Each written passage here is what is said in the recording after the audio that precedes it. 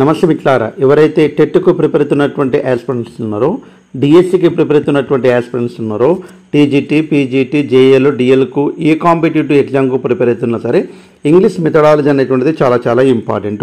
మనము first unit నుంచి 6th unit వరకు అయిపోగొట్టాము. ఈరోజు యూనిట్ 7th అయినటువంటి teaching learning material in English language teaching. కాబట్టి ఇంగ్లీష్ లాంగ్వేజ్లో ఎలాంటి టీఎల్ఎం అనేటువంటిది మనం వాడుతున్నాము, దానిపైన ఎలాంటి క్వశ్చన్స్ వస్తున్నాయి అనేటువంటిది క్లియర్ కట్గా తెలుసుకోవడానికి ప్రయత్నం అయితే చేస్తాం. కాబట్టి తప్పకుండా వీలైతే ఈ వీడియోని మీరు లైక్ చేయండి. చాలామంది చూస్తున్నారు కానీ లైక్ ఇవ్వడం లేదు. మీ నుంచి నేను ఆశించేది ఒక లైక్ మాత్రమే ఇస్తున్నారు. కాబట్టి తప్పకుండా లైక్ చేయండి. అదే ఈ పీడిఎఫ్ కావాలంటే తప్పకుండా ప్లే స్టోర్ నుంచి మన యాప్ని మీరు డౌన్లోడ్ చేసుకోవడానికి ప్రయత్నం చేయండి. ఇవన్నీ పీడిఎఫ్ కూడా మీకు అక్కడ ఫ్రీగా డౌన్లోడ్ చేసుకోవచ్చు. సో ఏది ఏమైనా తప్పకుండా వీడియోలోకి వెళ్ళిపోయినట్లయితే మెయిన్గా first question, most of the exercise in the English work books. English work బుక్లో ఉన్నటువంటి ఎక్సర్సైజెస్ అనేటువంటిది ఎక్కడ చేయాలి?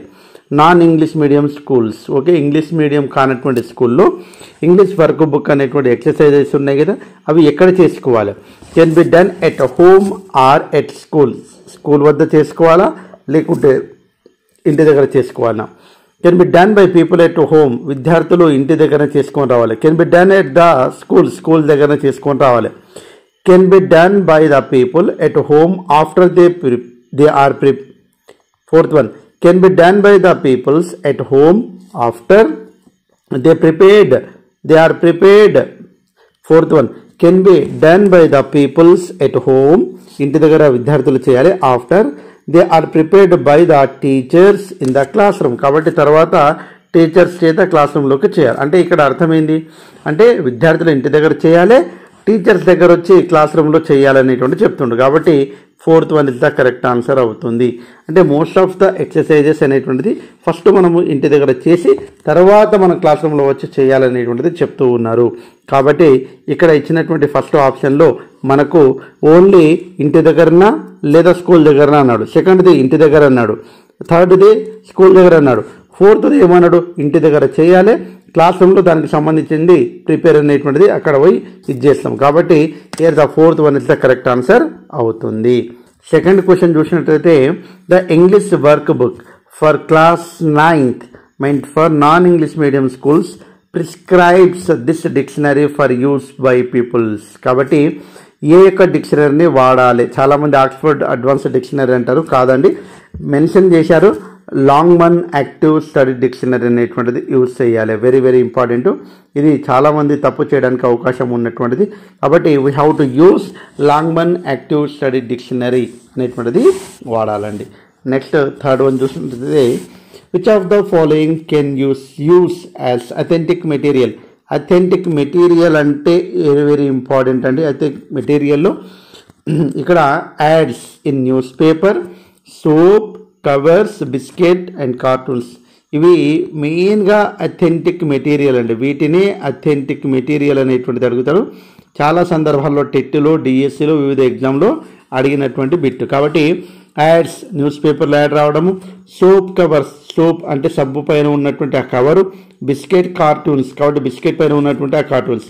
These are the best example of the authentic material అండి. రీడర్స్ కాదు, సప్లిమెంటరీ రీడర్స్ కాదు, వర్క్ బుక్స్ కావు. కాబట్టి first one is the answer. Next fourth one, teachers of English must use the following to improve their vocabulary and usage. కాబట్టి as a English టీచర్గా మనలో vocabulary మరియు మనలో ఉన్నటువంటి వొకాబులరీ డెవలప్ కావడానికి మనం ఏ రకంగా ఏంది యూజ్ చేయాలి కింది వాటిలో అనేటువంటిది అడిగిండు. Fourth one very very easy and very very important. Textbook, newspapers, textbook, dictionary and thesaurus, textbook and thesaurus. ఇక్కడ చూడండి, టెక్స్ట్ బుక్ అనేటువంటిది వొకాబులరీకి మనము ఉపయోగించమండి. కాబట్టి ఏం చేయాలి? టెక్స్ట్ బుక్ ఉన్నటువంటిది తీసేయాలి.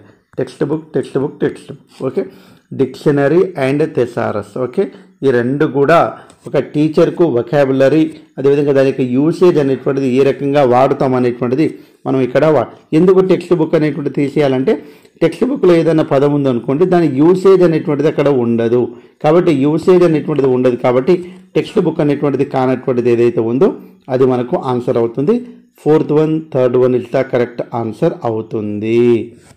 Next fifth one, teacher of English should not use this material of testing. కాబట్టి teacher of English should not use this material of testing. కాబట్టి దీనికి వాడొద్దు అంటున్నారు.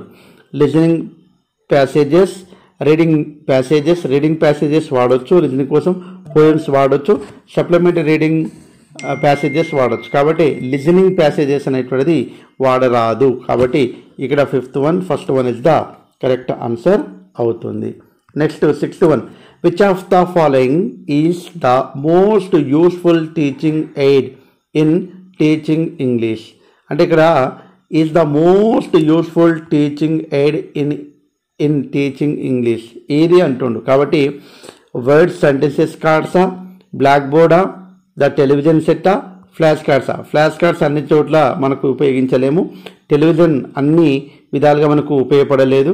వర్డ్ సెంటెన్స్ కార్డ్స్ అనేటువంటిది మనకు according to the situation we have to carry the cards. Okay, కాబట్టి ఇది కూడా కాదు. కాబట్టి 6th one, second one is the answer, the blackboard. Blackboard is a heart of classroom అని చెప్తాం కామన్గా. కాబట్టి బ్లాక్ బోర్డ్ అనేటువంటిది most useful teaching aid in teaching English అనేటువంటిది very very important. Next 7th one, ఇన్ an overhead projector a teacher makes us of dash. Very very important. Over head projector అనేటువంటిది కూడా మనం కూర్చున్నప్పుడు మన పైనంగా ఓవర్ హెడ్ అంటే మన వెనుక నుంచి బోర్డు వైపు, అంటే మనకు బోర్డుకు ఆపోజిట్ ఉన్నటువంటి వాల్ ఏదైతే ఉంటుందో అక్కడ నుంచి బోర్డు వైపు ఓవర్ హెడ్ ప్రొజెక్టర్ అంటారు. కాబట్టి దానికి మనము ఏ రకంగా యూజ్ చేస్తామంటే ట్రాన్స్పరెన్సీస్ అనేటువంటిది ఉపయోగిస్తాము. 3D కాదండి, పవర్ పాయింట్ సిరీస్ కాదు, పిపెట్స్ కాదు, ట్రాన్స్పరెన్సీస్ అనేటువంటిది ఉపయోగిస్తాము. 7th one, second one is the correct answer అవుతుంది. నెక్స్ట్ కొన్ని ఇక్కడ డిఎస్సిలో వచ్చినటువంటి బిట్స్ ఉన్నాయి, అవి కూడా చూద్దామండి. అయితే ఈ ప్రీవియస్ బిట్స్ అనేటువంటిది ఒక 20 నుంచి 30 వరకు మనము గతంలో అనేక సార్లు ఈ బిట్స్ అనేటువంటి చేశాము. కాబట్టి ప్రీవియస్ బిట్స్ అనేటువంటిది మన ప్లేలిస్ట్లో చూడండి, ఇంగ్లీష్ మెథడాలజీ ప్రీవియస్ బిట్స్ అనేటువంటిది ఉంటాయి, అవన్నీ కూడా చూడడానికి ప్రయత్నం చేయండి. చూడండి, authentic materials are the materials that are not produced for the purpose of teaching. This definition was given by. ఈ డెఫినేషన్ ఇచ్చినటువంటిది ఎవరు? వెరీ వెరీ ఇంపార్టెంట్ అండి. ఎవరు ఇచ్చారండి? కుక్ ఇచ్చాడండి. ఏమని ఇచ్చాడంటే authentic materials are the materials that are not produced for the purpose of teaching.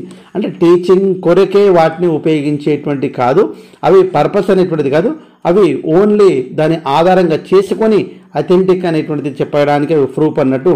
కాబట్టి విజే కుక్ అనేటువంటి ఆయన ఈ యొక్క డెఫినేషన్లో ఇవ్వడం అనేటువంటిది జరిగింది. Next, a teacher uses toothpaste, cartoons, soap wrappers, supermarket bills as materials to teach English. These materials are called, very very important, ఏమవుతుందండి? Authentic material. ఇందాక మనము చెప్పుకున్నాము, ఈ బిట్ అనేటువంటిది వచ్చింది మనకు ప్రాక్టీస్ బిట్స్లో, కాబట్టి very very important. Authentic materials అంటే మనం వాడేటువంటి వస్తువుల్లో దాని పైనంగా ఉండేటువంటిది ఏదైనా కవర్స్ ఉంటారు కదా, బాక్స్ ఉంటుంది కదా, అవి అవుతుందండి కామన్గా. నెక్స్ట్ చూసినట్టయితే find out the false statement among the following. కాబట్టి ఇందులో ఫాల్స్ స్టేట్మెంట్ ఏది? Chalk board is useful tool to bring about stimulus variation. Yes, correct అండి. చాక్ బోర్డ్ అనేటువంటిది యూస్ఫుల్ టూల్ మనకు అని చెప్తుండు, కానీ ఇక్కడ ఏమడిగిండు మనకు? ఫాల్స్ స్టేట్మెంట్ అని అడిగిండు. ఓకే, కాబట్టి ఇది కరెక్టే. Chalkboard causes monotony in the class room and the learners lose their interest. అంటే క్లాస్ రూమ్లో చాక్ బోర్డ్ ఉండడం వల్ల వాళ్ళ యొక్క ఇంట్రెస్ట్, ఏకాగ్రత అనేటువంటిది దెబ్బతింటుంది అంటుండు. కాబట్టి ఇది కరెక్టా అండి? కాదు. కాబట్టి ఇక్కడ ఫాల్స్ స్టేట్మెంట్ ఏదన్నాడు, కాబట్టి 2nd one is the false statement. అంటే బ్లాక్ బోర్డ్ అనేటువంటిది వాళ్ళ యొక్క ఇంట్రెస్ట్ను తీసివేస్తుంది అని చెప్పడం అనేటువంటి జరిగింది ఇక్కడ. కాబట్టి తీసివేస్తుందా అండి? తీసివేయదు. కాబట్టి 2nd one is the answer.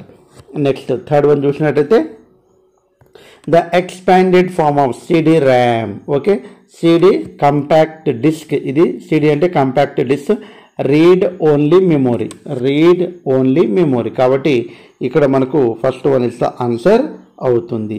Okay, ROM అంటే రీడ్ ఓన్లీ మెమొరీ, ఆర్ఏఎం అని కూడా అడుగుతుంటారు, random access memory, random access memory. ఇవి చాలా ఇంపార్టెంట్ అండి. కాబట్టి ఇక్కడ ఉన్నటువంటి ఈ కొన్ని బిట్స్ మాత్రమే చేశామని మీరు అనుకుంటున్నారు, కానీ ప్రీవియస్ ఎగ్జామ్లో ప్రీవియస్ ఎగ్జామ్లో వచ్చినటువంటి అనేక బిట్స్ అనేటువంటిది మన యొక్క ఛానల్లో అప్లోడ్ చేశాను. అవన్నీ చూడండి. ఇప్పటి వరకు మీరు మిగతా యూనిట్లు చూడకుండా తప్పకుండా చూడడానికి ప్రయత్నం చేయండి. ఇవన్నీ కూడా చాలా ఇంపార్టెంట్ బిట్స్. ఒక్కొక్క బిట్ ఒక్కొక్క కాన్సెప్ట్ను తెలియజేస్తుంది. సో ఏది ఏమైనా తప్పకుండా మీ నుంచి నేను ఆశించేది ఒక లైక్ మిత్రులారా. కాబట్టి లైక్ చేయండి. ఈ పీడిఎఫ్ కావాలంటే తప్పకుండా మీరు మన యాప్ను డౌన్లోడ్ చేసుకోండి. అక్కడ నుంచి పీడిఎఫ్ అనేటువంటిది మీరు డౌన్లోడ్ చేసుకోండి. వీలైతే మన లింక్ కూడా డిస్క్రిప్షన్లో కామెంట్ బాక్స్లో అందించడానికి ప్రయత్నం చేస్తాను. ఆ గ్రూప్లో కూడా చేరడానికి ప్రయత్నం అయితే చేయండి. Thanks for watching. All the best. And if possible please comment how is this class. If you comment on this video, I will continue next video. Thanks for watching. All the best. Bye. See you.